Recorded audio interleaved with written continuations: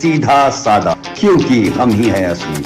गौतम बुद्ध नगर के प्रबुद्ध वर्ग के कार्यक्रम में संत प्रमुख डॉक्टर मोहन भागवत ने कहा कि भारत आज से नहीं बल्कि कई हजार साल पहले से हिंदू राष्ट्र है। उन्होंने कहा कि भारत एक हिंदू और सनातनी राष्ट्र है। उन्होंने ये भी कहा कि भारत मित्रता चाहता है और मिडिल ईस्ट में जो परेशानी है उसमें दो देश है, दोनों देशों के साथ भारत के अच्छे संबंध हैं। ऐसे में भारत सिर्फ और सिर्फ शांति कायम करने की बात करता है। एक संदर्भ का जिक्र करते हुए मोहन भागवत ने कहा कि एक बार जब प्रणब मुखर्जी राष्ट्रपति के पद पर थे तो वह उनसे मिलने गए। वहां डॉक्टर प्रणब मुखर्जी ने सेक्युलरिज्म के बारे में बताया कि हिंदुस्तान बेशक 1947 में आजाद हो गया हो, गणतंत्र 1950 में मिला हो, लेकिन हमें सेक्युलरिज्म नहीं सिखा सकती क्योंकि हमारा सेक्युलरिज्म तो 5000 साल पुराना है। मोहन भागवत ने ये भी कहा कि दुनिया आज आर्टिफिशियल इंटेलिजेंस पर काम कर रही है। कई टेक्नोलॉजी ऐसी है जो हमारे देश में है और युवा उस टेक्निक पर